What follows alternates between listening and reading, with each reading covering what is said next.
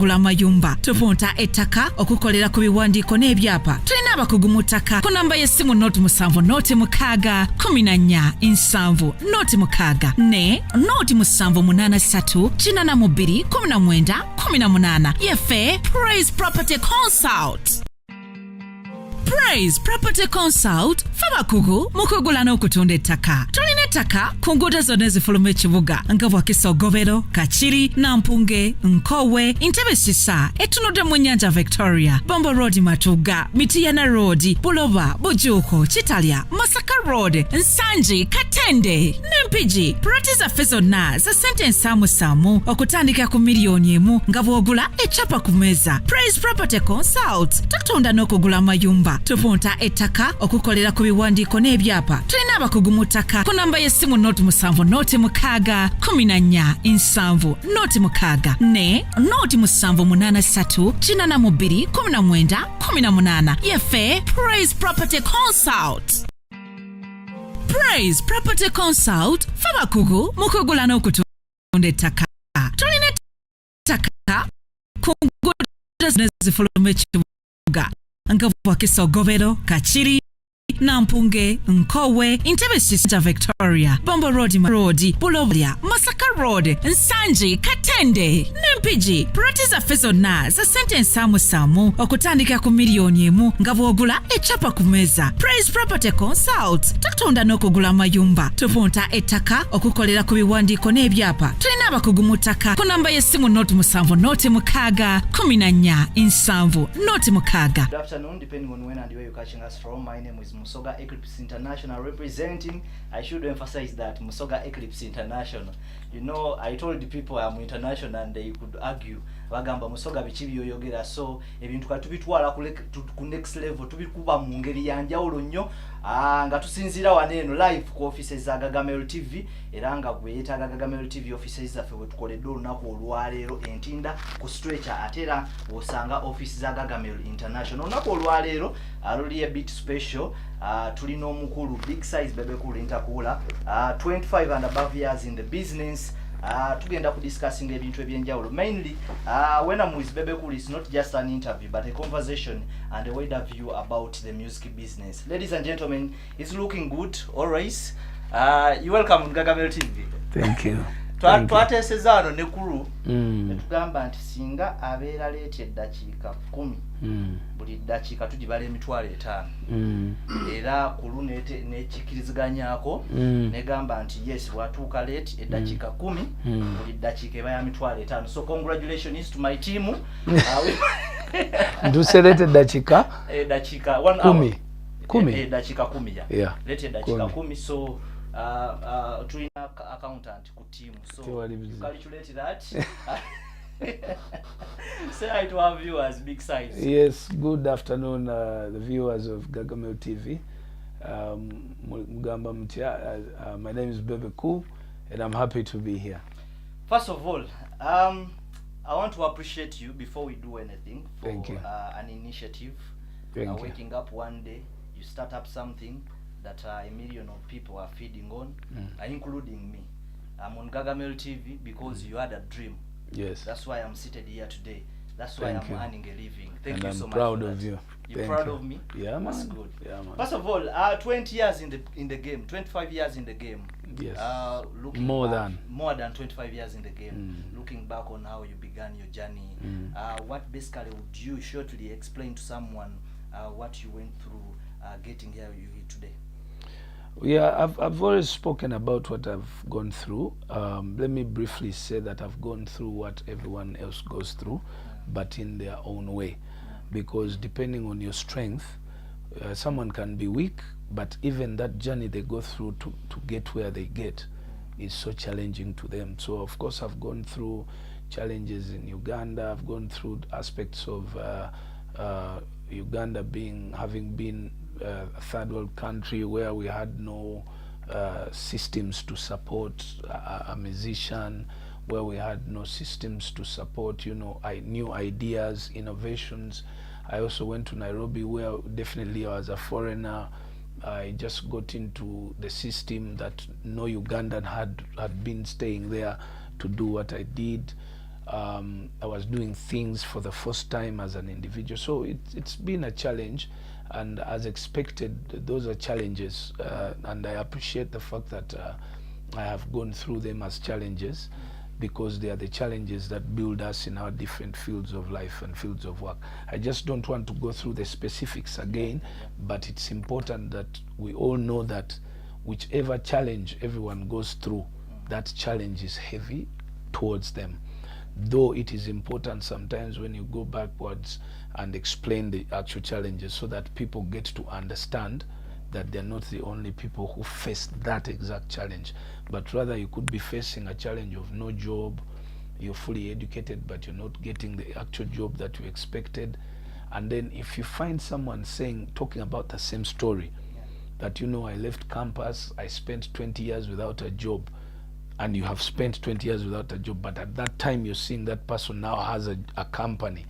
That means he said he spent 20 years looking for a job, and he found out that he wasn't going to get employed, so he decided to start his own company. So in one way or another, for me as an individual, I would say that in brief, I've gone through what everyone else can go through, only that it comes at a cost, whereby when you grow up you start now seeing there's a lot of things that need privacy, though there's a lot of things that can stay okay for the public to know. When you get a family, you want to keep your family away from public at a certain level. But when you some family things you can put out. For example, when I met my wife, I stopped her from modeling, but I wanted to build her brand. So talking about her, bringing her out sometimes, it was about brand building, okay? But then I didn't want her personal life to get public. So you can find that it's difficult to identify as when as sister, it's difficult to identify as when as brother, it's difficult to identify as when as father, it's difficult to identify as when as mother. So as long as you can plan it that way, you know, my own mother, it's very difficult to identify that, oh, mama Bebe uli okuja kongo mtazena ga gwe yoyo. Over I have about 20 siblings, both my mom and my side and my dad's side, but I don't think people know any one of them. And that has been a question in the media. Yes. They always say Chameleon's brothers has always been in the camera. People know them. Yes. His brothers have always been in the camera, but Bebe calls brothers and sisters. And yet I have the bigger family. Like on my mom's side, both my mom and my dad, they're about 25. So in the and I think I'm like the fourth last on my dad's side. On my mom, I'm the last born with 9 kids. But it shows you that I chose to keep that other private life away and then give public. Bimenya, sometimes you really want, but there was a time when I felt like when I'm even in the bathroom or toilet, I feel like people are seeing me and I can't do my number 2 comfortably. Like, otia. No full market. Yes, the full watch mind your full me. So when the way you carry yourself, how you talk to people, how you're dressed, it puts you on tension. How people are going to talk or react, you know. But now when you do it so many years, it comes with you even inside the bedroom, even inside the bathroom. It can even affect you. You're with your children and you're wondering, what are my children going to say when I do this? So it's a very, difficult kind of life. So is there other family in Uganda? They always say to be wulira mu ngambo. Family ya Bebe kulu endala jogeddeko y'abaganda bone ba brother bo. Uganda bali wano bonna. Actually ebweru ndoza ninayo about 3. The rest are here. Okay. And they've always been here. Okay. Entirely mu ba siblings bo bonna temuli yali ashuzinze yali akirowozeza nako kutekinga direction gye watekinga. Waliwoko, my sister, the one I follow, she was singing. She was singing with Prim and Proper. Nachikomya now pursuing her education here. Because yalaba pressure joyitamu, but it was something she thought. It wasn't her thing, really, her destiny. That's what I can say. It wasn't her destiny, but she was so good. She was so pretty. She was just, but it was never her destiny. Okay. Ladies and gentlemen, I'm still with a big side of the conversation just starts. right now. I'm just going to move straight forward to what has been moving around, and of course, of recent, you've been here and there talking about Break the Chains album. I want us to go straight to Break the Chains album. Why Break the Chains album? Why Break the Chains album? Because when you look at what my mission was to do music, my mission along the way became a Ugandan mission, not a Bebe mission. I have always loved and wanted to do things that can impact on the industry, the Ugandan industry, the East African industry. I've always wanted to do things that have not been done, to do things that people think are difficult, to undoable. Because in life there are no limits to certain things. It depends on your plan, your strength, your ego, your how high you set your bar. Having worked with, having gotten close with President Museveni, I learned a lot of things from him. I got an opportunity to learn that things take time, and you don't have to set your bar low because you have time. You begin by saying things take time. So when you're setting your bar, you set it in time. So when you set it in time, then you must know that things take time. So if you're saying that you want to make a change in the music industry, then it will happen in time. So allow yourself to break it into different pieces. You operate based on that time. That during the times of our times, we were recording music. It was okay to record music in a studio, and then you go in a taxi, then you take music to radios all over the country. You go with your CD, you take music to Nairobi by bus, or you pray, you do one interview in the country, and then people get to know you, or they put you in paper print newspapers, then everyone reads about you. That was then. So step 2, the time has changed. Okay, now you can be in your bedroom, record on a small microphone, and put yourself on a camera, on a camera which is a phone camera, and everybody knows. That's step 2. There's going to be step 3. AI. It's coming. AI is coming. It's already there, but it's not yet there, because this is what I'm going to tell you. You're going to AI and you're going to describe Musoga on Gargamel TV. Make for me a Musoga Gargamel TV saying these words. He should be putting on blue, he should be raising his hands, and then AI is going to come up with that picture and that video of exactly Musoga saying those things. It will be very difficult for anyone to say that that's not Musoga. So that time is also coming. So for me, I don't limit myself to the millennials. I say I'm coming in the Gen Zs, and I say I'm also going to go in the extra times of the AI and beyond. So I set my bar so high. So basically what I learned from the president is that other than thinking about myself, I benefit more when I think about the whole sector. Because if I'm alone and I make it alone as an individual, it will be difficult. Everyone in the industry will be asking for help from one person. And it's difficult for me, one person, to help everyone. But if I help the whole industry, the distance between me and the industry will not be so big. So they won't be needing to ask for help from one person. They can pursue themselves, or they will ask for many different people, because many different people then would have achieved. And now the question comes, how is it helping the industry, yet the album is for Bebe Cool? Break the Chains, to complete the answer for Break the Chains, Break the Chains is it's a statement towards mindset change, basically. It's a statement towards mindset change. And mindset change is not just Bebe Cool. Me, my mindset is completely changed.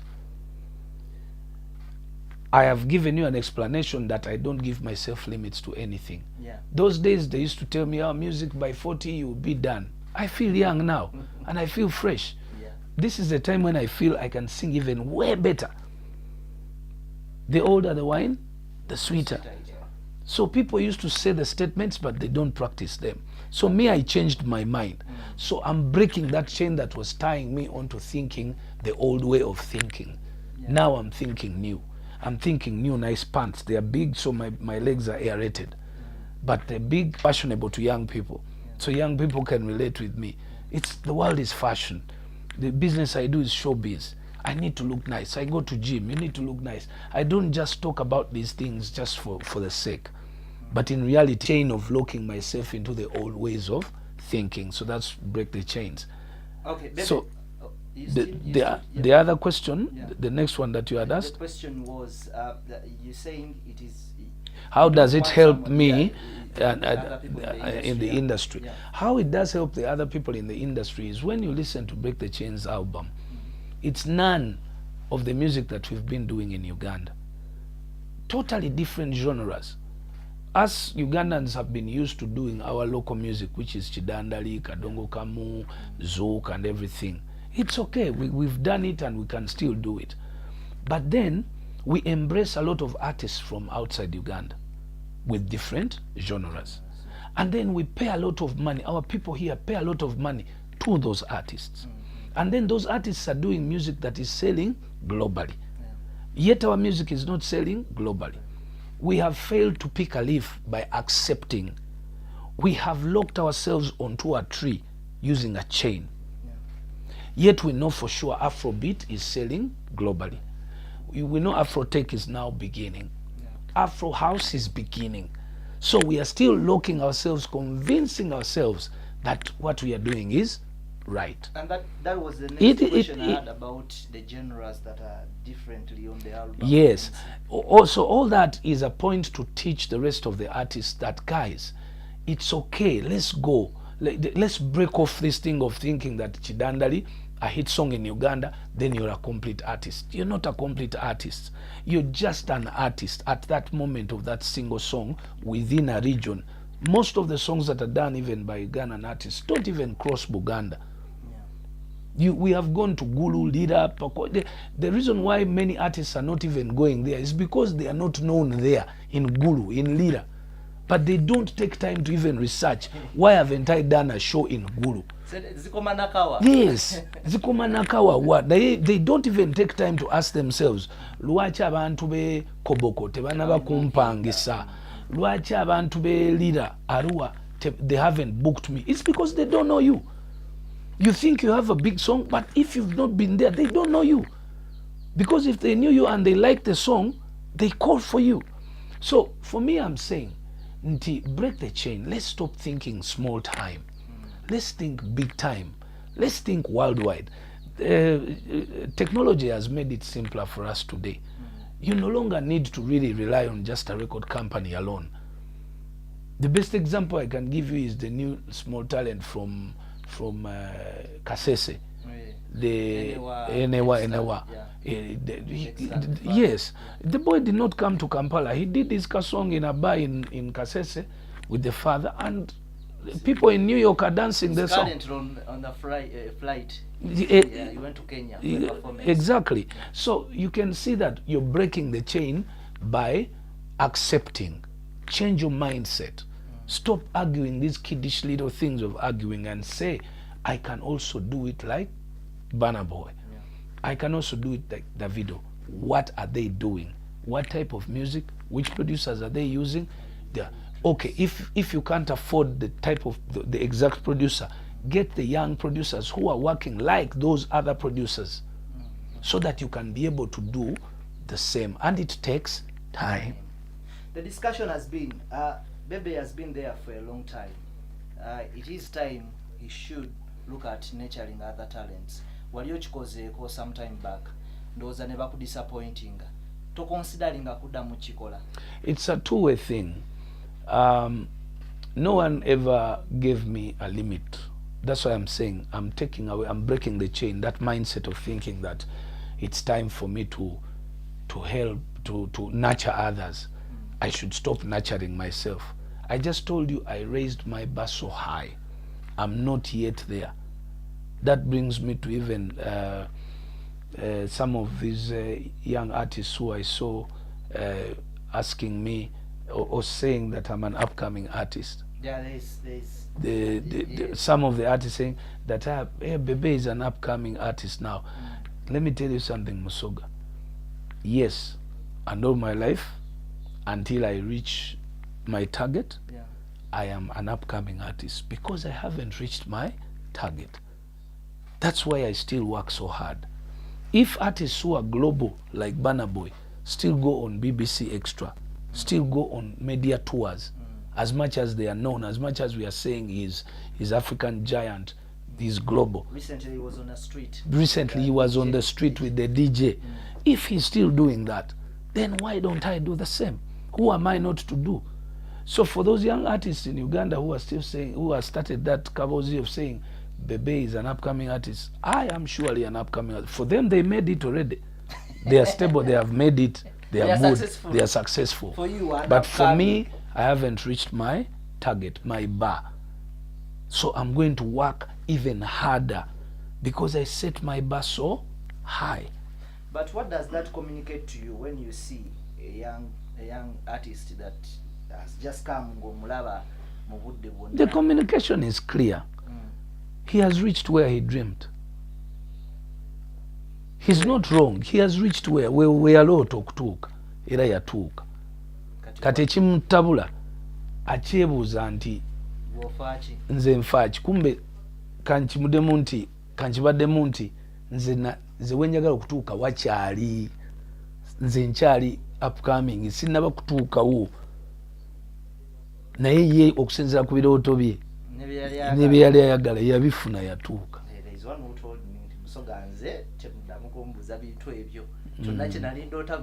Nkirina. That's it. That is a good friend of mine. Yes, and that's it. Onze kusanga ng'omuntu kye yali ayagala yali nyumba na motoka. Kifuna, so tosobola kumublaming. Looking at the East African music industry right now, the biggest song is Wrong Places from our very own Joshua Baraka. You have him on your album. Still, as we discuss the album, are we now breaking the chains? 100% we are on the road. The chains are broken. Once the chains are broken, that means movement. Look at this. Has there been any album that has been spoken about like Break the Chains before? No. So the answer is, at least now, every artist will want to either their album be spoken about like Break the Chains or more. So that chain has been broken. And now, don't artists now believe in albums again? I've seen even Lydia sent me an invitation for her listening party.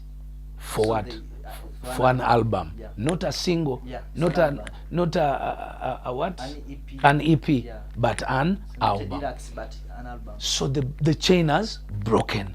How many artists are telling you they're in studio doing albums? Many. Exactly. So my 3 or 4 or 5 out of the 10 intentions that we had for the album So are far, all, so far you have about achieved 4. one. So far 4. 4. Yes. One is artists have now picked interest in the albums. 2, they are learning how an album can be promoted. 3, they are seeing which where to go when you're promoting an album. Okay? Yeah. And 4, they are also learning, old artists are learning that we are not yet done. It is actually now that we are so good. Because so many of them have told me, my millennials artists in Uganda, in Kenya, in Tanzania, they are rejuvenated now. They are saying, they are seeing it, they are saying, hey, surely I can do so. Why am I letting go of such a good talent and going just to the farm? Yet I can do both the music and the farm, because now the farm can sustain my music. When I was young, I couldn't have any input financially from anything, but now I have businesses that can support my music. Then how do I give up now? So they're coming back. Yeah, they have agreed, all of them, most of them that I've spoken to.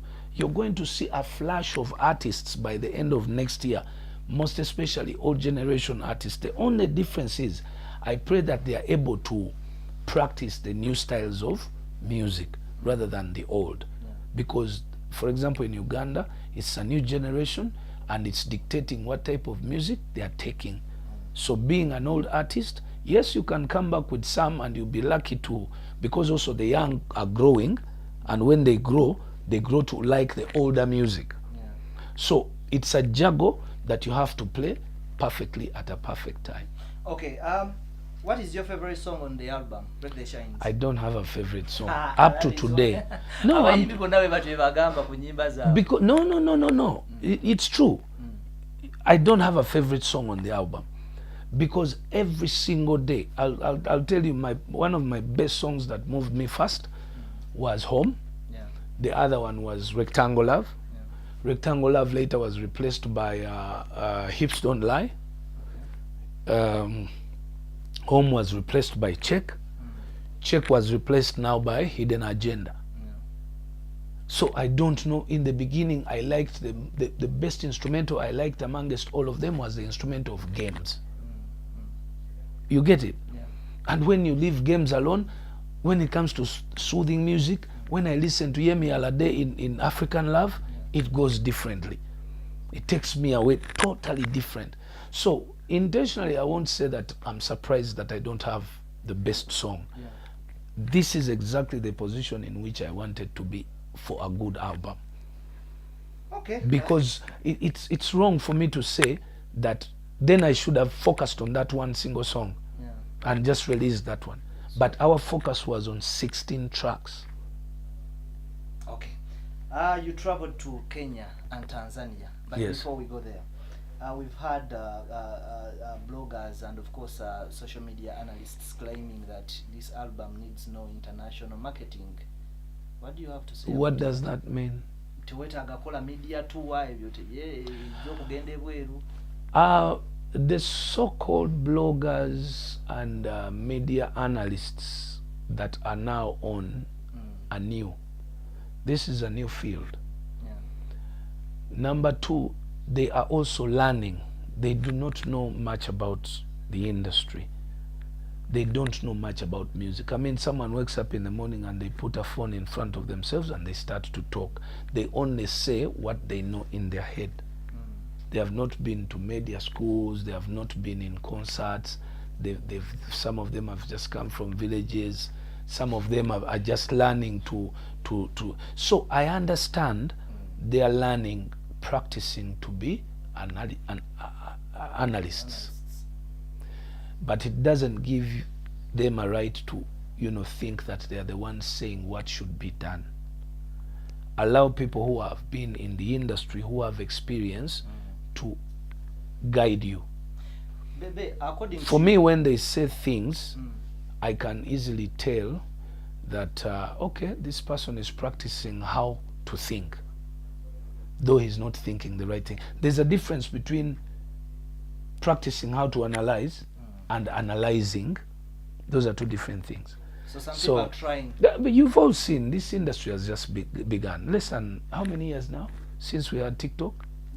It's now 2 years. 2 years. Yeah. 2 to 3. Even Actively Facebook, 2 even Facebook itself. People were not there analyzing. They were there just doing one or two, they posting things here and there. So people are, and then also, besides the platforms, how much experience do they have in the music industry? That's why, if you bring Moses Matov to start talking, you would shut up and listen. That's where I was going, Bebe. According to you, who is supposed to be given? Who are those people that are supposed to be given? The people who are supposed to be giving information are the people who have been in that specific industry for so long. And they have practiced it. But you see, Musoga, let me give you this example. You see you moving with musicians. You can move with musicians, you can interview them for the next 40 years, but you still will never have the same experience as an artist who would have spent 30 years in the industry. Why? Because he's been practicing it itself. You're watching it from aside. But he has been practicing it. So I understand the point of trying to get topics to, create stories here and there. But it's important that you listen to people who are in the actual field. Today in Uganda we have Bushington. This man has been working with BET, MTV for how many years? Over 15, 20 years. So someone will come and tell you how BET operates. Someone will come and tell you how MTV gives awards. Someone will come and tell you how albums are supposed to be nominated or promoted. Ngatasukanga kona Kampala. So this is, and then also I want my young people who are doing blogging and to do research. Today I did an interview at Radio City, and I was so proud of this young man. He did too much research. If anybody listened to such an interview, you feel proud. Even the way he's asking me the same information, he's asking me information in such a way that it sounds new to me, the person who's supposed to give an answer. So the more different ways I give different answers, the better, the more people understand it. Recently when I was on the Kasuku Live, the way they asked me the questions, most of those questions was different. And that's why people were very interested in listening in the answers. So I don't have a problem with my TikTokers and bloggers, and it's okay. They're earning a living. But then what I want is I pray that the people who are interested in having information know who to get information from. Okay. Wali omuyimbi gwe nabaddeko naye mukwano gwo nangamba nti naye kyali wange anaakomya ddi okuleka abantu okujja bamwogerako n'akamanyiro we bagenda. Why do you choose that line? Nti oli asobola okujja n'ayogera about Bebe Cool n'agenda bugenzi. Until you can't stop people from saying what they want to say. This is a free country. This is partly why Uganda is a very interesting country. When you look at the freedom that people have in Uganda, it gives you again, this one I've learned from President Museveni. When you stop people from doing things, they just keep them. They don't stop them. They just wait for you at a weaker point and they do them. But when you allow them to do all the silly things that they want to do early, they get tired of the silly things and they start doing the right things. The earlier, the better. So for me, people coming up, disrespecting Bebe, this and that, for how long? By the end of the day, you'll start disrespecting Bebe, and then when you do, you reach a time and you're like, but then, and that's what has happened. So it's a good formula, and it's not only for me, it's advice to people. Omuntu abakola nnyo ebintu akuvuma kwa muleke mu encouraging avumako we so that kati atanke kuwana. So umuleka navuma because obuvumo era bigwayo. So it's another way to help people to grow up. Okay. Ladies and gentlemen, we still live on Gargamel TV, coming to you live from Ntinda Stretcher, our offices one weziri Ntinda ku office za Gargamel TV. Abasinga mubadde mwebuze ekitebe nga tukoleranga yoko live leero tuzze era nga kyetwagala okulaga nti byonna bisoboka, byonna bye weetaaga osobola okubanga ofuna. Ladies and gentlemen, tuli powered by Zuwena Cakes. Abazuwena Cakes bakugamba nti bo basalawo okubanga bakuwa keke ku mukolo gwonna oba gwakwanjula nabadde nebuuzaako oba nejja okuzina abalongo banaatuwa keke ne bamala bajja kunzirira batya. Balina offices mu bitundu ebyenjawulo, osobola bafuna awali eri ewandegeya awo wennyini waliwo ekizimbe ekipya awo wennyini oba okiraba clearly Zuwena Cakes. Then waliwo office yaffe wano enkadde zigenda ziggulawo, ndowooza omwaka gunaggwerako nga Uganda yonna abazuwena Cakes batwongedde okubanga batuwa branches ezenjawulo. Keke zaabwe zitandikira ddala ku bbeeyi layisa abasinga olwa brand erinnya Zuwena mutya ne mugamba nti bannaye kinaasoboka, naye osobola ogendayo bbeeyi layisa osobola okubanga weefunira akakeeke n'osobola okubanga onyumirwa omukolo gwo. Still with a big size Bebe Cool tackling Break the Chains album. You travel to Kenya and Tanzania. Nga tetunagenda deep in what happened, you carry Kenya media. Buli omu n'abuuza kati Bebe Cool agenze Kenya promoting a Break the Chains album. Ate notika bu Kenya media atamanyi yadde awayu. Notika Shoni Styles ata ina audience ye Kampala. What was the purpose of taking these TikTokers? It's a very good question. Now, the purpose of moving with these TikTokers, first of all, let me explain the difference between East Africa. East Africa, on all these platforms, all these countries are different countries are prioritizing different platforms and using them differently. In Uganda, our first platform is TikTok. And our TikTokers are moving TikTokers. They are current affairs TikTokers. Okay? Now, in the global where we want to go, the number one platform right now is TikTok. Okay? So, the Ugandan TikTokers are both seated and moving. Stationary and moving. Okay? So, if they are stationary and moving, you have to find you have to make use of them in all angles. First, you have to understand how TikTok works. TikTok works with algorithm. If you go to London with your phone and you're roaming and you keep on TikTok, TikTok will start sending you things within that area, London. Okay? So if you stay in London for 2 weeks, 70% of your TikTok scrolls will be from around, within London. Okay? So I left Uganda with an idea. I wanted to move with my management, 9 people, and I also moved with 9 media personalities, of which 7 of them were TikTokers. Now, when we go to Kenya, we found that in Kenya, their number one platform is X. For promotion. That is Twitter. Now, besides Twitter, Kenya is still accustomed to television. While in Uganda, people are now accustomed to TikTok, social media. Then, of course, TVs are now breaking to be second or third. And then, in Kenya, they don't have moving TikTokers. They have stationary. People who do challenges and people who do dances, adverts, and talk about things and act their things, their content. They are content creators.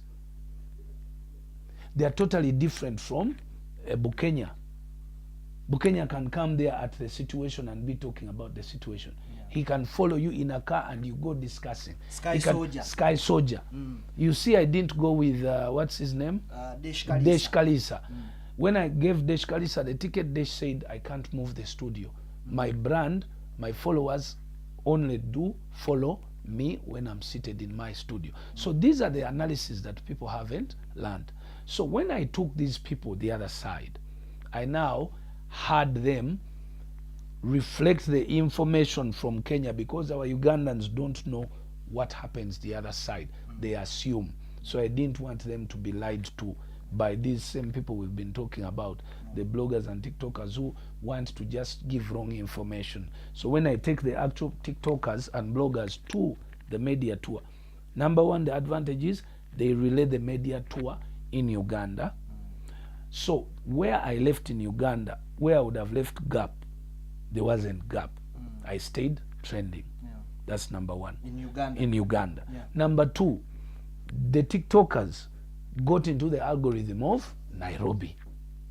So the people of Kenya started to see so many new TikTokers from Uganda and things about Bebe Cool here and there within that algorithm. Number three, when I left Kenya and went to Tanzania, the people of Tanzania started to see new TikToks within the algorithm. And the people of Uganda also started to see the conversations now stayed. Kenya, he's in Kenya. There's never been a media tour in Africa done by any artist, and it was that known and famous and large at that actual time. Never. So you find out if there's ever been an artist who has ever moved with 16 people for a media tour in 2 countries or in 1 country. It's never been done. But what do you learn from it? It's called a media tour. So who must tour?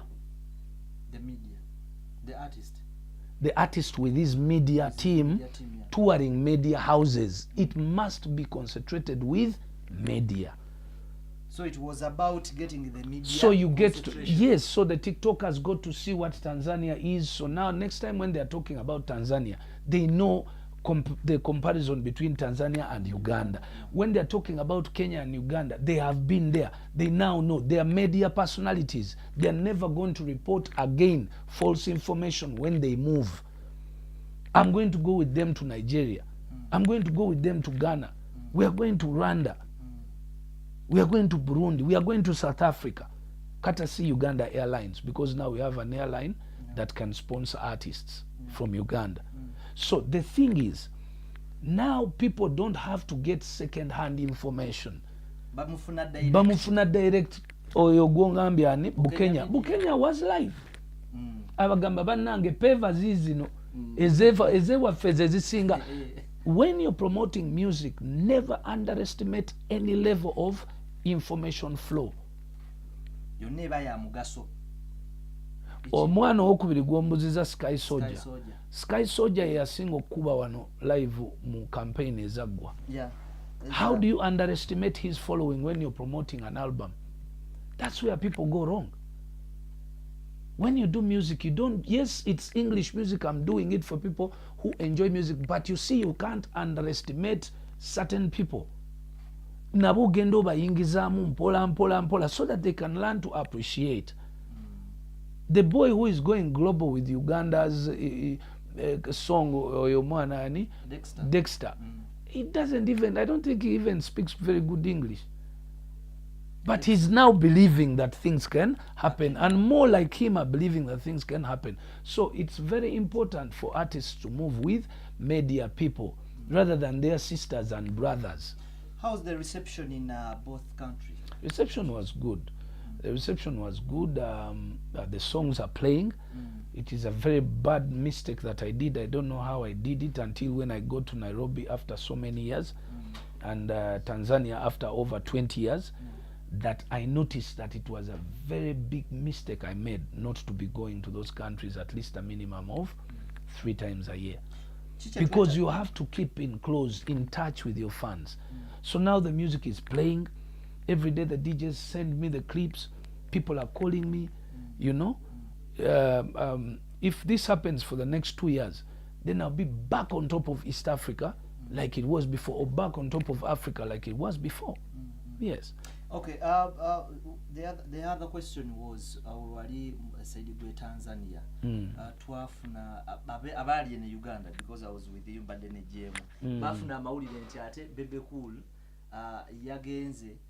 yagenze ku Wasafi Records ate nga ina appointment ne Diamond Platinum nata meeting. I want you to answer this question in Uganda. Nedda kati ekyaliwo kyali nti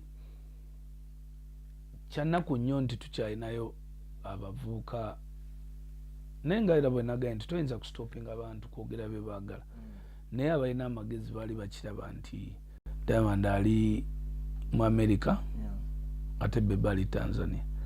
Kati olinda otya omuntu ali mu America nga gwogenda ku TV ne radio eddakiika awa 2 okukola interview.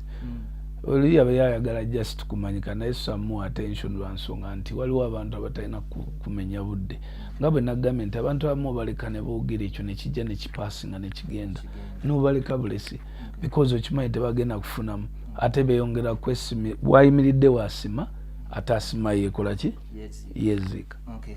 What do we have to learn from the media people of Kenya and Tanzania? Fenga benu.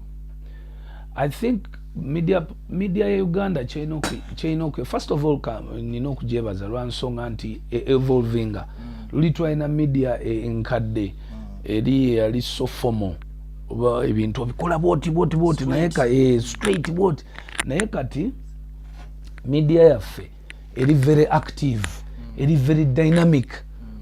Bakubuuza ebintu upside down buli kimu bajja dakiika kijja ekikyamu ekiriwo kiri nti basobola ku media ya Uganda esobola creating a perception enkyamu so abayimbi n'abantu ba bulijjo abakosa media balina okubeera very very careful.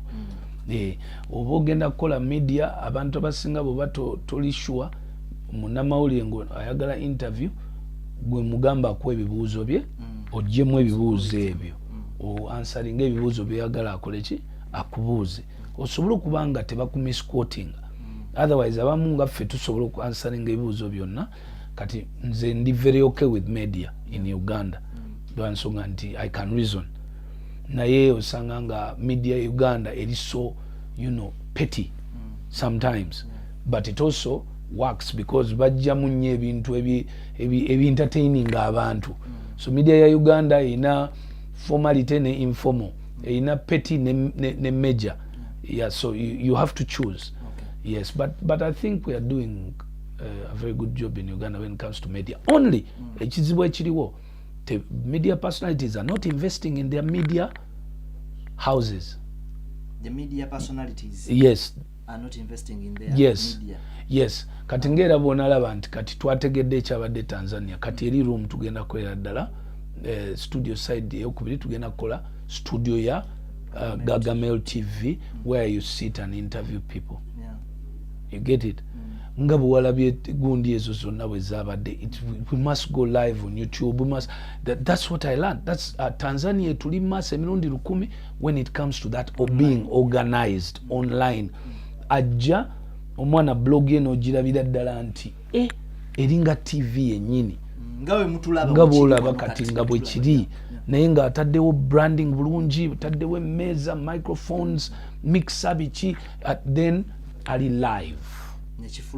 And everyone can afford to do that. Naye Uganda bakyali mu buti, waliwo bana balina emba ezenkana eri, oli mu kati olina oluba lwenkana eno kwagamba ojoboja n'ebintu byotamanyi kwagamba.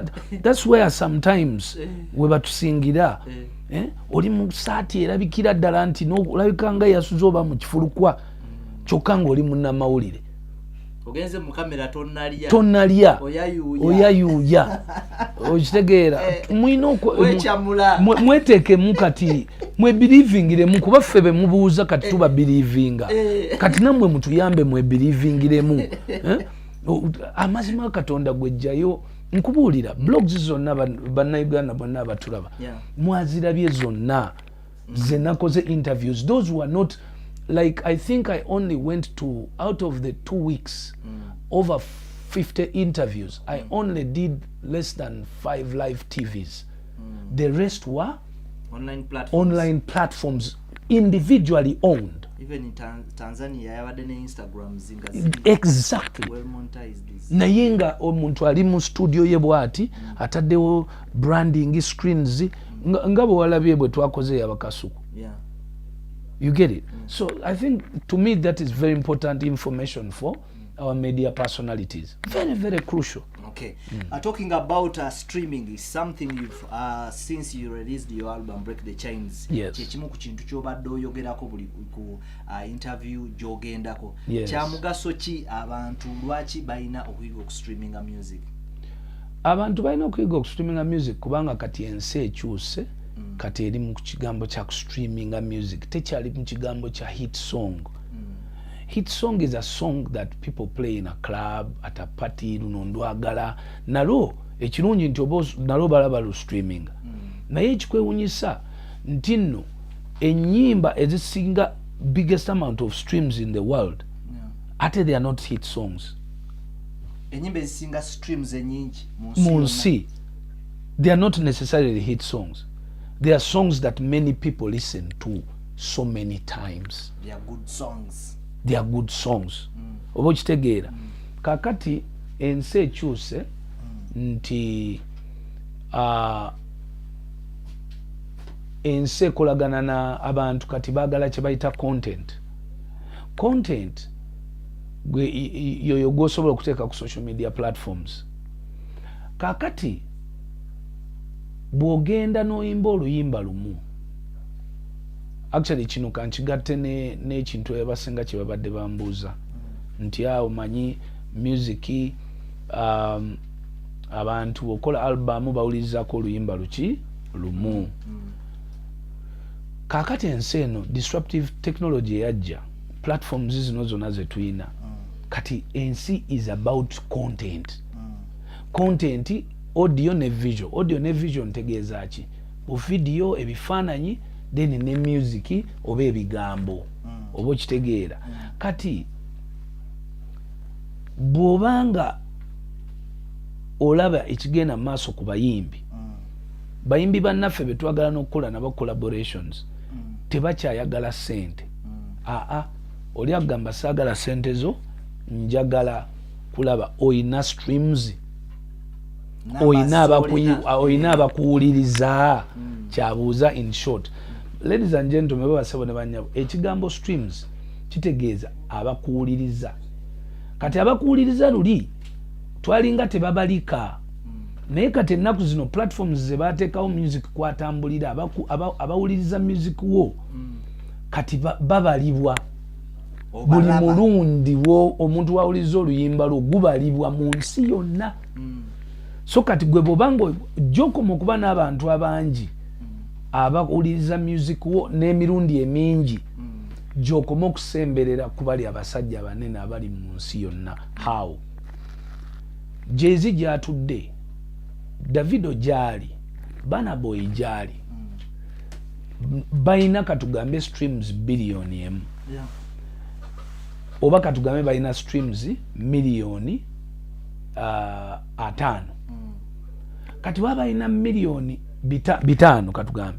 Balina miliyoni 5 baagala kuweza miliyoni 6 oba 7.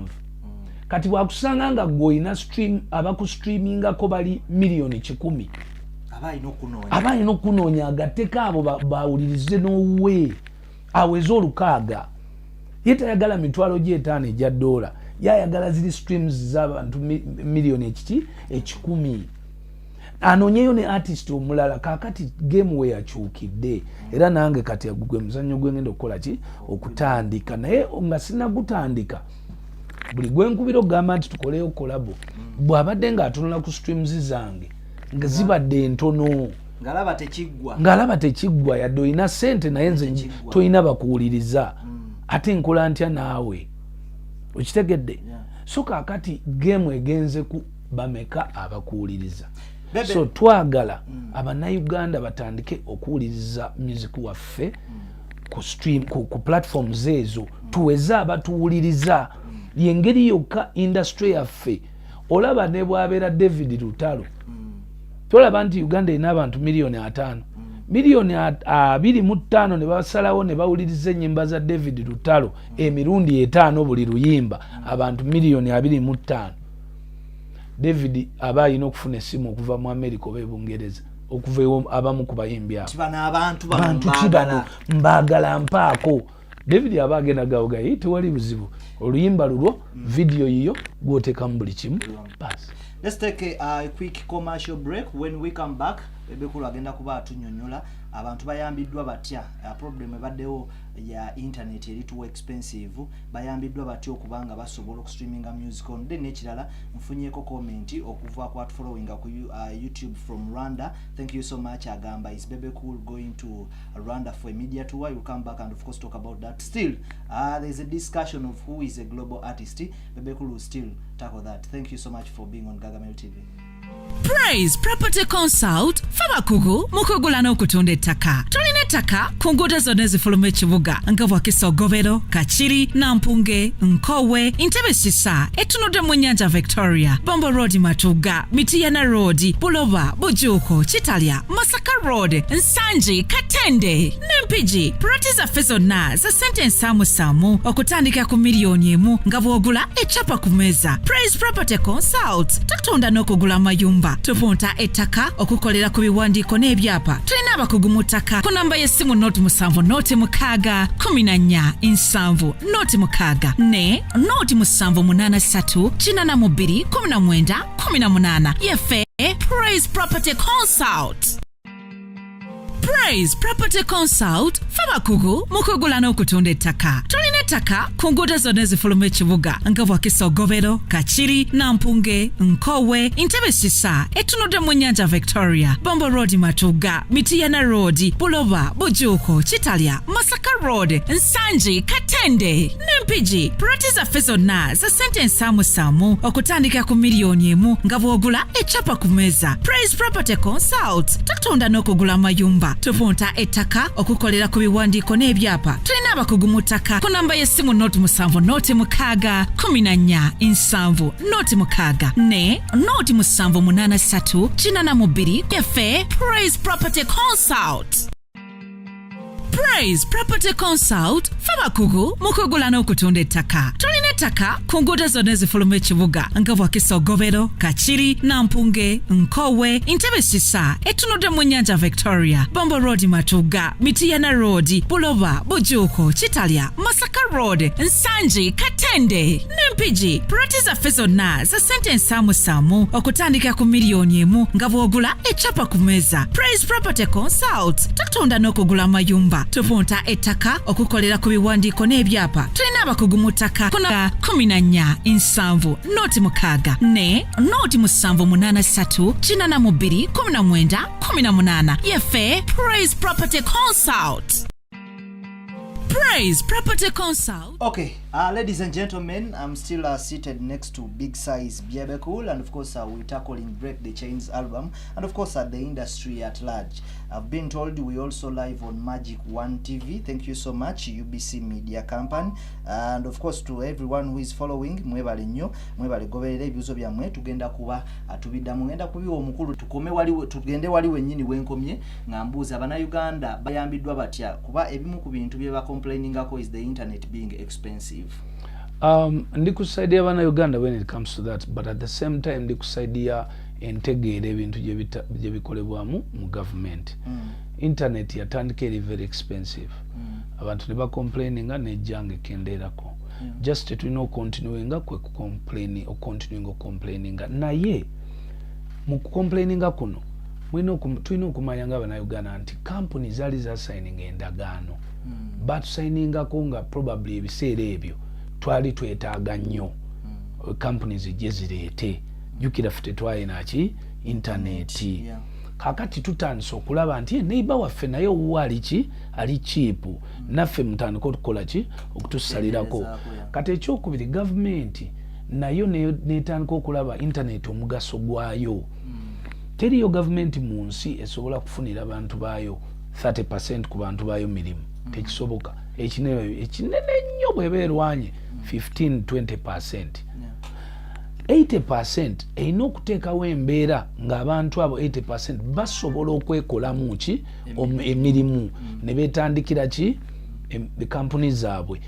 Kakati bw'otunuulira Uganda 7 ku 10 bavubuka bato bava mu masomero, abalala tebasomye, abalala ki. Kati gwe nga gavumenti ky'osinga okwagala be bavubuka abo okweyiyiza ekyokukola kuba tobaagala mu bubbi, tobaagala mu butemu. Kyenjagala okwongera okwanguwa kituuke mangu eri abatukulembera Minister wa ICT, President Museveni, njagala mulabe mangu opportunity eno ey'abavubuka okusobola okweyiyiza akasente mu nsawo nga tebabbye, tebasse, n'okuba nti nno kati Bannayuganda batandise n'okuyiga mangu nti internet si yakuvuma. Ebyokuvuma bikenderedde ddala okusinziira nga bwe byatandika. Okweyambula ndooza ko kwaggwereddewo ddala kubanga kati oyinza n'okumala omwezi tolabye ku muntu yeeyambudde. Kyensinga okulaba ku internet kati naddala ku TikTok abantu ebintu bye bakoze, ennima gye balima, ebintu bye ba importinze, abalala biki bye ba discovering, kulunda nvunyu, kulunda bumyu, that is ogwo gwe mugaso gwaki gwa internet. Kakati gwe boba government abantu bano nga toyagala ba concentrating ku bino politics, simanyi biki ebintu ebitabateeka sente direct muki mu nsawo bakendeereze omulanga gwabwe guli obalabye bonna gye batunuulidde simu zaabwe. Essimu eno esobola okuvaako okuviira ddala ku mutwalo gumu ebiri ejja $, paka ku $200 100. $100 gye mitwalo 37. Omuntu yenna nga n'afuna emitwalo gya 37 omwezi tabeera ng'oli anoonya omulimu. Ate anoonya omulimu bw'anaalaba nga munne akozesa essimu y'okufuna emitwalo 35 oba 5 omwezi naye agenda kudda ku ssimu ye. So kitegeeza nti gavumenti olina omukisa gw'amaanyi okubuukira bbaasi eno ekoledde ey'abavubuka abato okwenoonyeza ekyokukola nga bakozesa ki ssimu zaabwe. So tekyetaaga kutuula mu parliament, tekijja kwetaaga kulowooza nnyo ngeri gye tuyambamu bavubuka kufuna byakukola. Kati kyetugenda okugamba nti kino tukitestinze, tukikoze eki, tukirabye nti nga gavumenti tulabye nti abavubuka basobola okweyiya bwe baba nga bali ku internet all the time. One, babeera informed. 2, bayiga balaba abalala ebintu ebikolebwa. 3, naawe kennyini nga gavumenti osobola okuteekako emisomo gyo omuntu n'abitegeera kubanga teeraliikirira kaki ka data. Kakati gwe kennyini nga gavumenti oyagala kubangula abantu, muzeeyi atambula physically PDM yali badde atambula na kitundu yalibadde ebiseera ebisinga abeera ku TikTok online. Online z'ennaku zino zisobola n'okuba ng'eziri live. Oli awo ndi wano ondaga ente nkugamba nti omusawo uno president soko okirabe. So nsaba njagala nnyo gavumenti yaffe edduke emisinde ku nsonga ya data mukendeze mulabe engeri gye mu compensatinga telecom companies ezaleeta data whatever contracts they have find a better way, because that compensation data bwagwa it directly positively impacts ku muvubuka we Uganda. Omuvubuka bananga abaana beeyiza using data. So let's think about it. Era emboze muku subira meeting ne president. Mu bintu byonna binja okufocusingako ekyo kya data. And that is something that everyone was talking about on social media. Abana bana ba TikTok abasinga bali bamiyandalinga justinga bali badde babbi gwe nofuna nobasika era kabebuza what are your intention is of lwaki those are some of the things, because kati ejo mirimu kati buli TikToker bwoba ogenda mutambuza a week gwe mubale nti no muspendingako ekitono million mu week muspendingako million 2 a week ng'omutambuze Kenya Tanzania omusuzi omuliisa n'omusasula n'omusaala oba kitegeera aba afuna nakolanga amanyi kati aba baana baali bagenze Tanzania ne Nairobi no naye kati bategedde bwe twogera nti bus corridor kati gundi yagitegedde ani Shoni Bukenya yagiwulidde bwe twogera nti ennyonyi bagitegedde oba kitegeera ba TikTokers bangi tebalinyangako ku nnyonyi ba TikTokers bangi tebatambulangako ku ttaka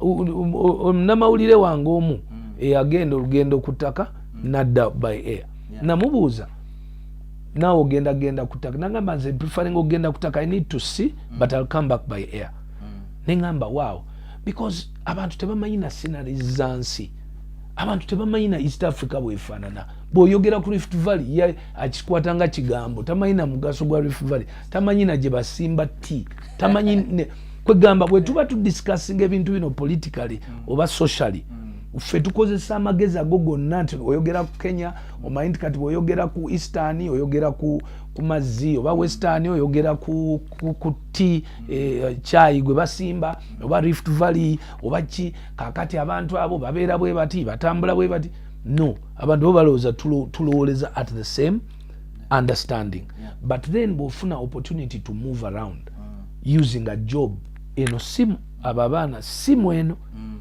era eno na data simu data ngomulimu gutambula. Let's get back to this one's question. Agamba nti Bebe Cool analabikako Rwanda. Yes, media tour again maaso at the end of the month. And when does he plan to come to Rwanda for media tour? The media tour is going ahead. At the end of the month we are heading to London, to the UK for 10 days. And then from London we will head to Kigali, Rwanda for media tour. And then from Rwanda we head to Nigeria and Ghana, and then we finalize with South Africa. Okay. I think your question has been answered. Still talking about the album, nalietaze okumanya album eno buli omu agiwaddeko opinion ye. But you as Bebe Cool, ebintu oyogedde bingi about what you intend to achieve mweno album. Singa album tekola kyobadde osuubira, what is next? Are you planning to retire singa tekola kyobadde osuubira? Maybe to help the people understand more, okuyamba abantu okutegeera more about this album. We are not here for Break the Chains album. We are here for a full project. A project that might include 3 albums. Yeah, so project okugwa tukimanyi tujja kuba tukoze albums 3. So far we have 2 videos of the album. Are you planning to drop any video? Yes, of course we know call all the 16 videos along the way.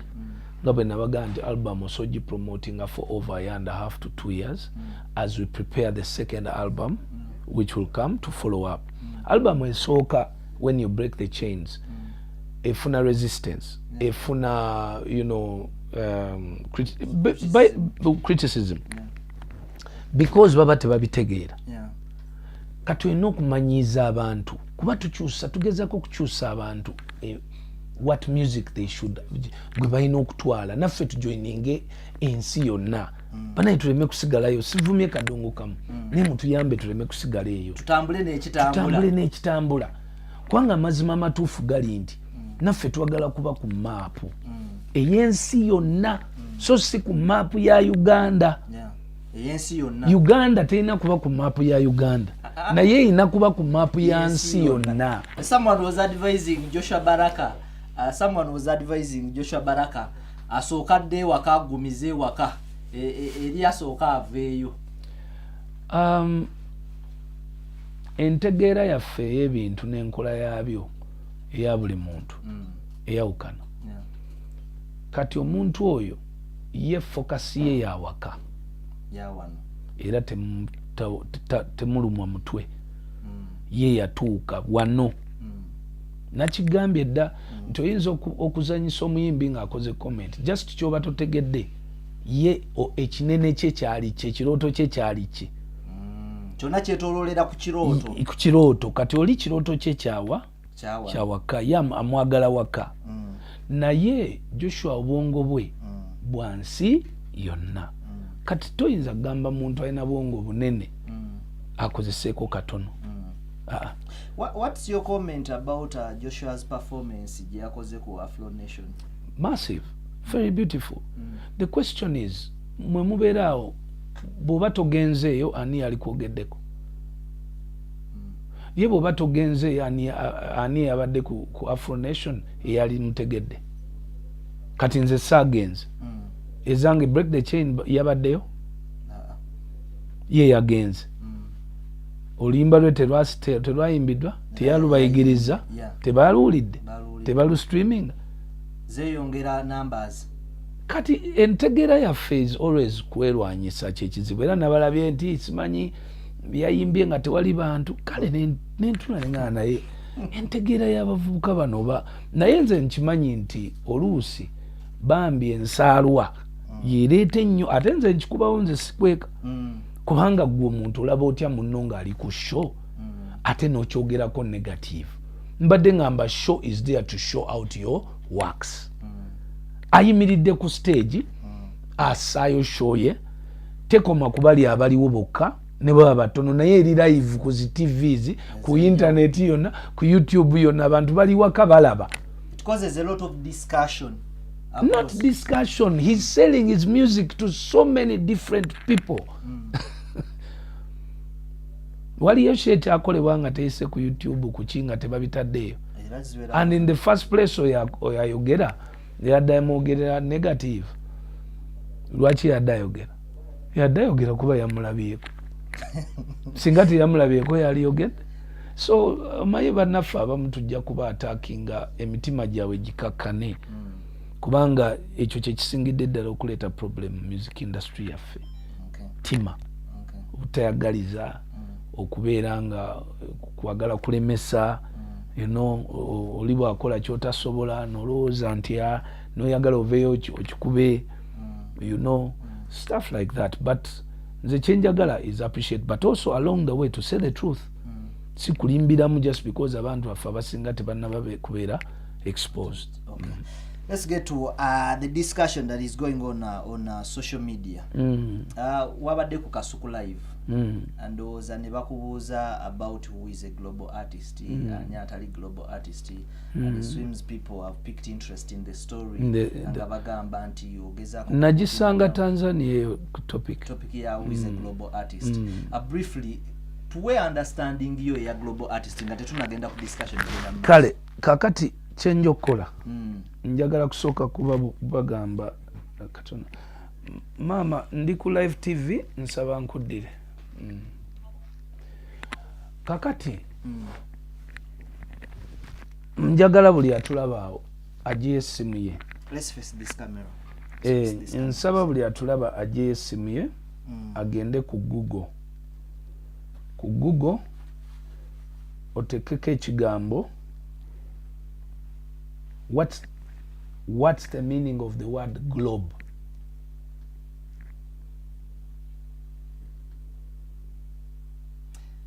Hope we guys we're doing that.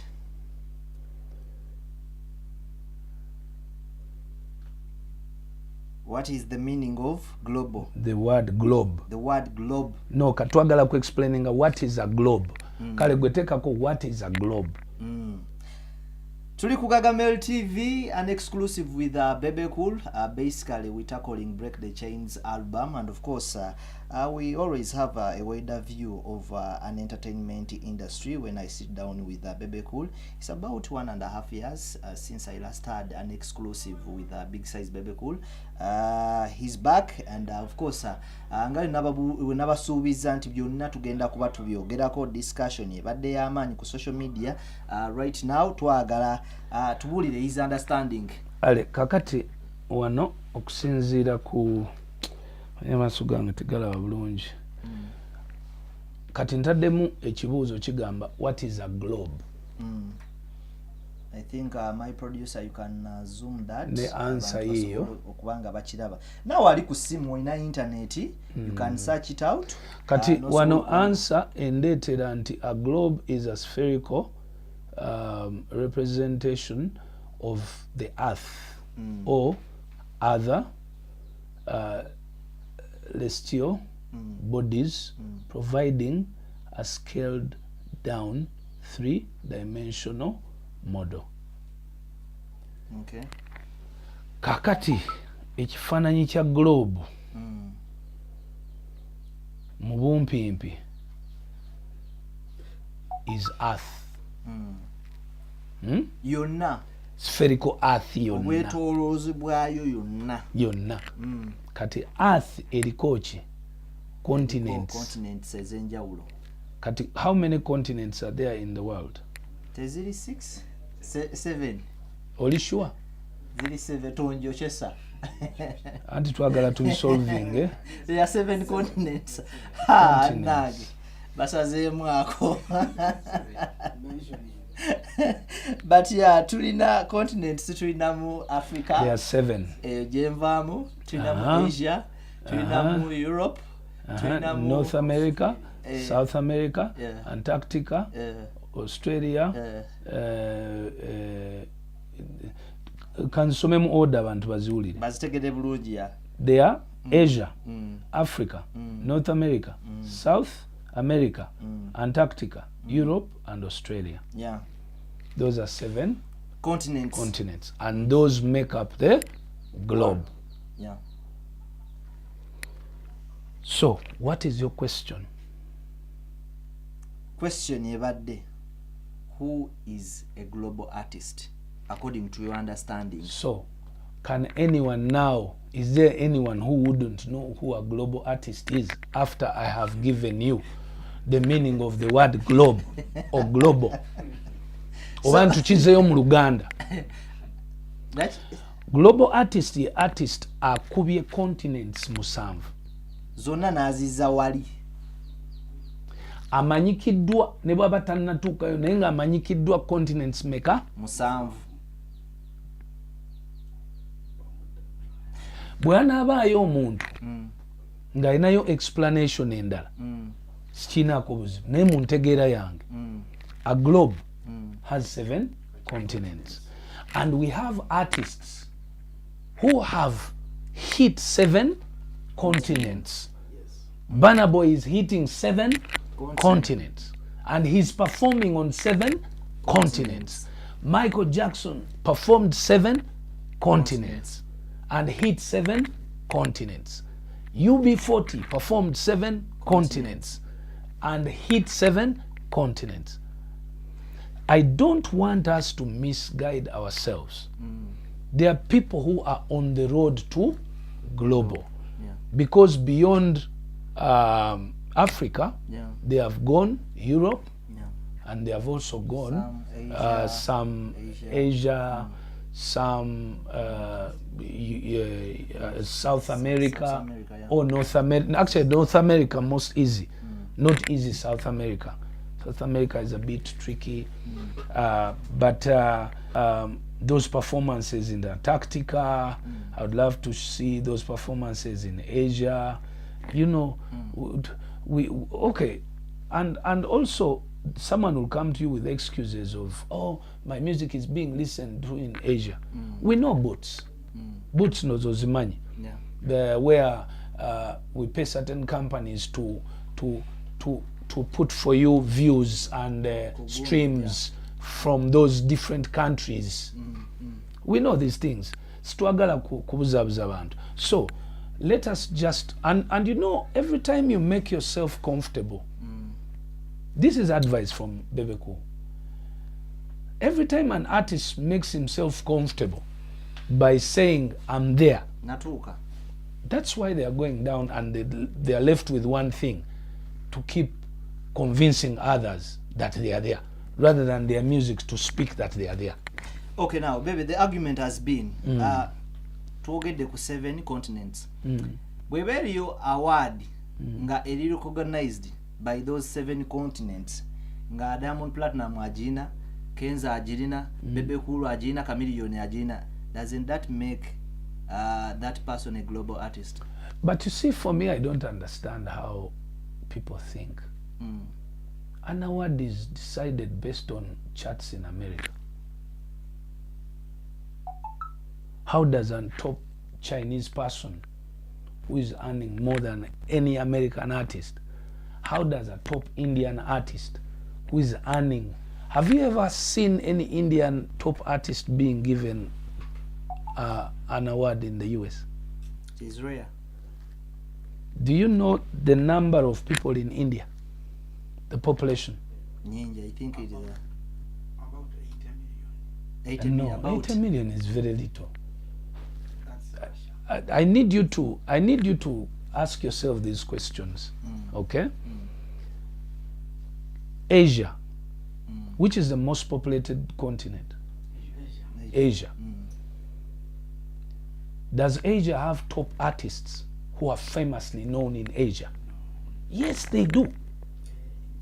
In Asia of has course, is Asian within artists. Either they are Indians or whatever, but they are Asian artists. If Asia has about 1 billion people, there are people in Asia, artists, who are being followed by about 800 million people from Asia. And they have been big stars and celebrities in Asia. But when they come to Africa, You don't know them. oba tubawuliranga nako. You, even yourself now, you're in showbiz. Have you ever heard of any Asian artist? Just because Do I'm you a know that presenter the and you trend want of to the make research? artists in Africa today is to look for Asian artists to collaborate with them, because the biggest numbers are now in Asia? I saw even Tyler. Status. It has been open into Bebe Cool is trying to belittle fellow artists. No. The thing is very simple. If you can answer those questions, then you have the right answer. The questions are simple. What is a globe? And then you go do your research. I leave the discussion with you guys. I'm still looking for. I'm still going to read your questions. Nzirabe is dropping wano. Sobola notuweereza ku 0702 954776. That is the WhatsApp 0702 954776. Osobola okuweereza any question on that number concerning music ne albums at large. Basically, twagala nyo insights about There was that. something I also want to remind you. Do you know what it has taken an African artist to be awarded on the main stage of MTV or BET? No. How many have you seen picking awards? African artists? A few. And these are the questions I want you to ask yourself. Okay? I want you to look for the artists who have ever stepped up on stage where Beyonce steps to pick an award. That's the homework I've left you with. That's a discussion we shall have. I still have questions here, Bebe Cool. Waliwo ekifaananyi kye twalabye ekisatulatinga ku social media Bebe Cool ng'alimu ye ne mutabanyi we Alpha Thierry Sali n'abazungu ababiri. Bebe Cool omwana yamutunze mu ttiimu y'omupiira. Sinamutunda naye lwakuba nti Abannayuganda batya abazungu. Nayuganda bw'alaba ku muzungu. Era abazungu akakuropize N'akateeka mu bundi bw'ate. Abazungu ababiri. Na Uganda, our fellow Africans, twe trusting, twe believing. Lekera okulaba omuzungu, mulaba omuzungu n'ogera waliwo ekitambula awo. Balabye omuzungu babuzera ayongeddeko n'agamba are you owning any soccer academy now? Bakulabye signing in popular. I'm working with I'm working with some omanyi music oba entertainment sector etambula ne sports sector. Tuina characters ezimu za kunganya abantu ate ffenna tukunganya nnyo abavubuka. So eneeyisa ya entertainment yemu neneeyisa ya sports. I'm trying so much since the entertainment sector etambudde nasalawo nyingire ne mu sports. Era I'm still the ambassador of Uganda Cranes. Era ntuula nnyo ne Mwami Magogo oyo. Ndi involved nnyo mu bintu by'emipiira munda. Of course nina n'abaana abasamba omupiira. I also work with El Cambio Academy Masaka. Kati natandise relationship ne omu ku ba directors ba Reus. Reus club eri mu Spain. Twasaininze endagaano twagala kuleeta okusoma n'okutegeera omupiira internationally wane Uganda. Twagala kuleeta abazungu ba coaches baani nga babeera bajjanga wano nga bali sponsored by clubs ezeeri nga babeera bajja wano trainingira abaana mu club eyo gye tunatufunye okuyigiriza ba coaches emisomo okubawa opportunity okugenda eri ebweru okumalayo emyezi okubeera mu trainings ezo n'ebirala. Kati yentandika eyo gye twatandise relationship eyo n'omukulu oyo. Still about the album, someone is asking, is Bebe Cool going to drop any collaboration from Tanzania? We've not seen any artist from Tanzania on the album. Yes, yes, we are going to drop collaborations. Bashment agenda kuddamu from Kenya. I also expect a collaboration with Red Sun. I also expect 2 collaborations from Tanzania. Ngabe nagayenze ndi upcoming artist. Ntandika mpola mpola. No manya kati ani go collaborating naye no take away reasons zo. As fe abafanguni Uncle Bebe yatulesa atya ku kya album naffe tuli yatwali baddeko ku break the chain. Era ku album yange eyokubiri omufanguni tabulako. Kwali. Kati awo wenjo okusitulira Oluganda. Ku album eyokubiri. Nga tutuuse wali ng'omuntu ajja kubuuza nti oyo akuba lulimi ki? Nti Oluganda. Ng'oluyimba lunyuma. Naye nga tumaze okukola ki? Okutuuka. Ekira kyenyiza obuuza about that. Kiki ekyakugatta ennyo ne Alien Skin? Muntu mulungi, muntu ategeera. Okuva lwe na commenting omundi ogwasooka ku Alien. Nze nsaba abantu balabe kye na commenting oba kyakikola. Ekyokubiri okuva Alien we yatandika okuyimba. Njala mulabo bate yakyukako. Ekyokusatu okuva Alien we yatandika okufunamu akasente. Gwe tunuulira abantu bazaayamba. Ekyokuna kuva Alien we yali abadde gwe yali akoze kibiiki ekimu kyayisa nti muntu mubi. Nze mbanja nnyo omuntu angaye nti wuuyo yakoze ABCD yankoze bwati. Kati ono byampalaniraako si Bebe. Nze njala nnyo okubeera fact ate ekyokuna ekiri obvious.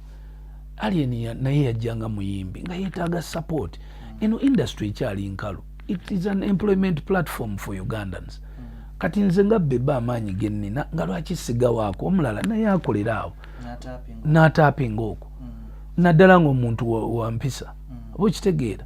Omuvubuka yeyisa bulungi, omuvubuka ye muvubuka alina ebintu bisanyusa ate era tolaba nti bisanyusiza abavubuka omusapootingira eyo. Yes. Bebe Cool ennaku zino abadde akuba obuwero obw'enjawulo. Yakolayo edduuka lya fashion waba tannakola dduuka lya fashion. Does he intend okugulawo edduuka lya fashion? Asigenda kugulawo edduuka lya fashion because nina abantu benkola nabo. Kati nina omu ku bavubuka bange yalina edduuka era yanyambaza designer.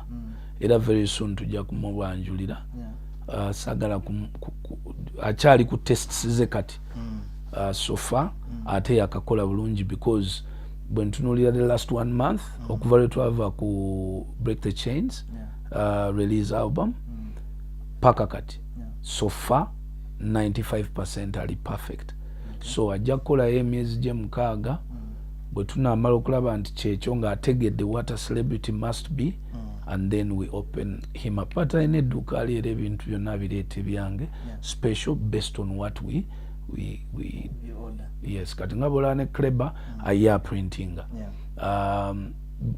kwegamba buli muntu agenda abantu benkola na buli muntu identifying ekintu kyasobola okukola I want to support them in that sagala kuba mulungi omu akagato producer agenze n'alaga engato gy'otaddemu olunaku olwaleero enaate bagiyita batya waliwo eri eyo akawangamba etuvuye Tanzania netukomawo ojja ginteekamu sagala kuleetera bizibu mu kikakyo sagala kuleetera bizibu ate bizibu ki bayinza okuntandika ate oyo mwana ayina engaito ziri zayambala ayina engaito daaka takyategeera eno bagiyita batya iyo fendi tuli mu mmekaawo akati sikyatawana gwe jasa ogenda ku internet n'olaba engato n'onoonyako sawa naye ng'ogyagala nnyo nakakugikulabamu emirundi ng'esa mujagaza ki ogyagala nnyo kirabo kyange eno gundi is that gold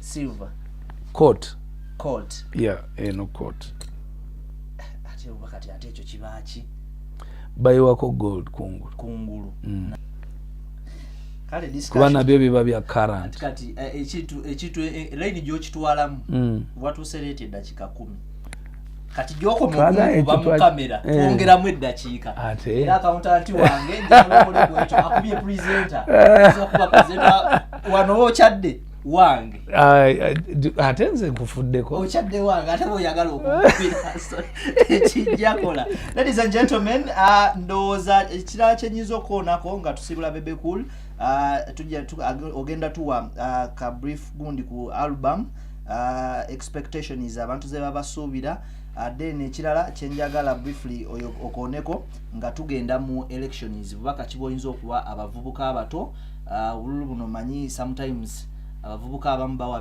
bawabwa ne bakoleramu ensobi obubaka kwekyo buli nti just mubeere bakakamu akaluka kuli mu ngalo kuba otwala omala obiveeko ogende mu bibyo waliwo ebintu tosa controllinga munno kumugamba kikyaba akola kubanga naye alina right ye ekyo bino byakaseera myezi genda kuba 3 egyo bwe giggwa tuddeyo tudde mu mirimu gyaffe kubanga era ensi esigala ekola ki egenda mu maaso tokkiriza kujja focus yo ku mirimu nogiza ku kalulu bali nabo banoonya office kufuna musaala nawe sigala nga omusaala gwo guki naddala avuka abato temukola bintu biri risky boda zivuga bubi swaga kufiirwa abantu baffe mu bintu bino bintu byakaseera then about Break the Chain expectations of course mu ngeri emu oba endala I'm still advocating muwulirize nnyo album ya Break the Chain mwongere ogiwuliriza bingi nnyo ebyokuyigamu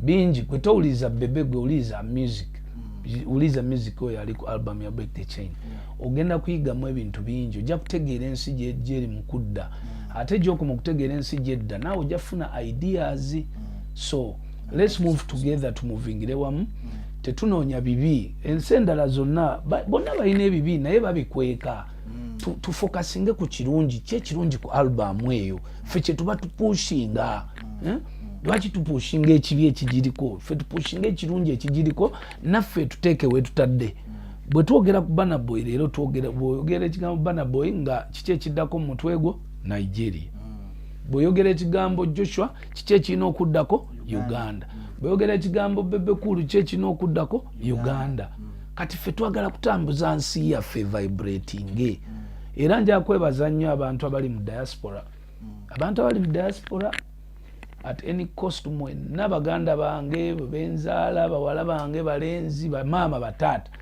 mwebale nnyo okukyusa engeri kuba kati totally diaspora eri calm ebyobufuzi babitadde bali abantu bali focused mu kukola abantu kati bongedde focus yaabwe ku kyogamba nti bakole sente zaabwe badde Uganda kabakole kati katuuzayo kintu kimu kati kwekwatira wamu mu diaspora okwekwatira wamu kitegeeza okweyamba kuba tubadde tukyalina mu just ekizibu ekyo ekyokubanga abantu beerimirira bakyerimirira mukyalimu empulunguse naye kati okusinziira ku muliro nga bwe gwali kati gwakira ddala kati ne focus y'abantu balaba bazzeeyo kwefocusingako kiki ekyandeeta Sweden kiki ekyandeeta mu America kiki ddala ekyandeeta naye n'ebizibu byava ku kino naye sina ssente mu nsawo bino byenkola ddala binteeka ssente mu nsawo oba binyongera pressure riski oba okitegeera then ekyokubiri bwolaba Munnayuganda muno ng'ayitawo bannaye mwesupporting tubeegayiridde twesupporting tukopere ddala bali abasajja nze ne bwe nayimba music eyenkana ati obulungi nga sina support yammwe eyo gye muli tajja kuyitawo ate nga bw'ayitawo era omuntu ajja kuvayo agambe ndi Munnayuganda ng'okyogera proudly kubanga naawe kati nina bakwano bange bangi nnyo mu diaspora bafanze bannaye Bebe otuwonyezza tubadde tetulina music gwe tulina kati okuba wo nowa Joshua Baraka at least kati tumuzannya buli gye tutambulira kikulu nnyo okuzannya naffe tubazanyiremu owaffe nga balaba tuli ku same page so si kutuzanyira kutubazanyiremu music owaffe batucategorizing nga African artists kyekiri kyembabuuzizza nti njagala mugende munoonye ku awards BET oba MTV awards oba Mobo oba munoonye abafirika abakafuna ku stage yennyini eri main ne bafunirako award tebazibaweerako because bagambanga nti ffe music waffe bamucategorizing nga African category artists. Best act African Tochiraba, that's why Davido bagundi not Davido Wizi agana okuddayo mwina okukkiriza nti tukyabulamu ekintu kyaffe ekyokwekwatira wamu naffe twesindikira awo era kino nkisaba Bannayuganda kubanga Abatanzania kati batuli ahead Abannakenya batuli ahead ate kati eno race ya nsi zaffe yadde tugenda global nga East Africa twetaaga okwekwata naye naffe tubeeremu n'akaffe akatuyamba nga Bannayuganda okutambulirako. Yes. Maybe ng'osiibula ojja kwogerako ku concert. Abannayuganda babuuza Bebe Cool addamu ddi otuwa ku concert? Kati ndi very sure nti nja kukola concert next year. Era tujja kuba mu mwezi ng'ogwokuna oba ogwokutaano. Kubanga ekyangana okuddamu okukola concert. Concert yange yasemba nalaba nga nkyayimba music y'omu. Ng'omuntu asobola okupredictinga kye ngenda okukola. Bafans nga ndaba mbajjako $5,000,000 ez'emmeeza naye nga bagenda kuwuliza ekintu kyekimu kye bawuliza last year ne the other year. Kati nze ku myaka gyange n'okubeera fair n'okuzimba industry. Omanyi bwe tuba tuzimba abayimbi tetuzimba abayimbi bokka. Tulina n'okusigaza fan base nayo ne tugizimba. Omuntu n'amanya nti bwe ndaba Bebe omwaka guno banaye yanyumye naye ate yaleese music ompya kitegeeza ne concert ejja egenda kukola ki kusukkawo. Kati buli Munnayuganda yenna ampuliza oba ndaba bw'osuubira kiddala ku concert yange ejja okimanyi nti tolabangako Bebe ng'ayimba Break the Chains album motivation zaani home hidden agendas zaani basically bwe nkeera ku makya n'emnanga ne ngamba nti tulina concert enkya. There is something you want There's to something see. you're going to pay for. Okay. So tubadde nga of late mubadde muli mbivulu. Byonna muvayo ne mugamba bisaze. Lwaki bisaze? Abantu bali mu bagamba nti toyina kipya kyotugamba. That is the only reason flop njerere. Era mbawoninga mwenna ababyetantaze ebivulu. Abayimbi mbegayiridde muddeyo mu studio mukole content asobola okusasulirwa abantu ku concerts. Muleke kufuula abantu kutwononera mwe musinze n'otwononera mu abafloping. Kwanga gwe bw'omuba oflopinga batandika okulowooza nti ffenna tuna flopinga. Oba okitegeera. Kumbe ku buyimba bwa 5 bw'olina ogasseeko kamu akapya. Abantu basasulira 6 hours bajja ssaawa emu ekiteggwa 6. Okuva ssaawa emu paka ssaawa 5:45 olinya stage nayo yimba ebikadde biwayimba emyaka 5 emabega. So let us be fair to our fans. Tubakomyewo nabo mu bisaawe. Okitegeera naffe twe preparing tewali kigaana ne bwe batokoza album yimba enyimba empya nnya. Oli amanye nti empya nnya lazima wanazikuba ecupa yange ejja kweweddemu nga nzina. Naye azinye enkadde mu disiko aziwulidde ku radio azevulunze mu buliri era asasudde ebivulu 6 ate era akomewo.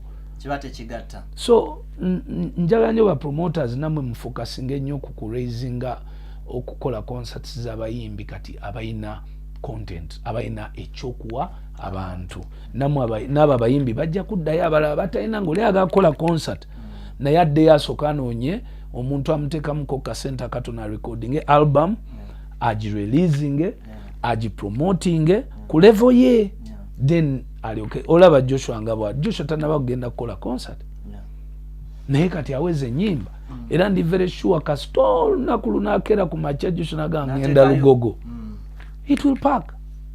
Talking about Joshua ng'osiibula bayimbi ki tuli afeeya mu mwaka nga guweddeko tusuubira Bebe ku list bayimbi ki sofa bolaba abakolera obulungi? Tojja kubba bibuuzo tojja kubba bibuuzo toteeka abantu ku pressure. Emyezi gikyali n'omwezi ogusembayo omuntu atola ennyimba abaana bajja kukulanga albums waliwo adda invitinga ku 22nd wamwita oba lodja ani inviting me to come and be there and releasing album release. Yes, I just got that message today. So I'm seeing that happening. So in 3 years time all our artists will have new music by albums. Okay, thank you so much, Mr. Big Size Bebe Cool. I want to send a big shout out to our team abantu betukoze nabo lunaku olwaleero. Mr. Davis ogamba otya webale nnyo ku kamera. Famba Saidi Zeri kansubire nti ekintu kitambudde bulungi. Bashir ku bifaananyi awo. Trevor musajja waffe okuva mu Ndawus family. Ebintu bya graphics abikwasaganya bulungi. Cleberson where UG nangerera nzise ngoba nakoze ntya naye nga Cleberson where UG bakugamba onafuna omusala simanyi nakumanya musoga waliwo badoino kateeka wali yocha Cleberson where UG bakugamba nti gwe yetaaga t-shirts eziri branded of late mbadde munda banganyambala t-shirt eziriko break the chains nga muziraba ezibazinyira ne Bebe Cool z'abayambadde by the way zikolebwa Cleberson where UG ne jumpers aba branding ebintu ne wobo olina simu ngoyagala baku branding le mabega batekeke ekifaananyi kyo takolera Bebe Cool yeka naawo muyimbi ali eyo ngoyagala okolagana ne Cleberson where UG musajja ali ambo genda awo mu kibuga ku Boulevard oba genda ku social media handles ononye Cleberson where UG osobola okufuna ebintu ebiri branded very well atenga birabika bulungi atenga byeyagaza oyambala onyume buli oyambala ngoyambadde ekintu nga kiwandikeko atenga kinyuma naawe weewulira nti oli musajja era esajja naawe olyewulira nti likwambadde njalo okutumira ku baana abatambula naffe ogamba otya Judith Kyosimire oyonno from day one nga tutandika Gagamero TV nga tulina views 2 yaliwo mpaka nakati akyaliwo ekintu akyakitambuza Aisha wa Bebe ogamba otya abo bagamba nti musoga wodinye ekigere bwoti fe wakawo twagala yeko okutambuza Gagamero detective banaye mwenna tubagala nyamanya sobola gamalayo Gagamero family mwenna olwategedde nti interview yaffe ya munju ne bagamba nti affe katusimbule ekintu atukitwale ku level eddako bampita musoga Eclipse tubagala nnyo abatulaba pozo obugambo bwobusembayo omukulu mukama bakume let us break the chain the chain yo yamenyese kayange soga abantu bujjo mbagamba musoga Eclipse International chain yamenyeka naye musoga biki byoyogera kati yo yavaawo ka chain yamenyeka dda kati tuli mu kugatta era abamu yange eddako bagita broken chains ene badde break the chains kati enaddako bagita broken chains. How do you deal with it when it's moving? When it is broken. When life is moving, how do you deal with life? Abamu balina excitement, abalala tebamanyi kyakola kizze buzi kiguddewo bugwi. That album is going to be very interesting. Waiting for that from Mr. Big Size Bebe Cool. A big shout out to Magic One TV team. Thank you so much for also being on. We love you. Peace and love.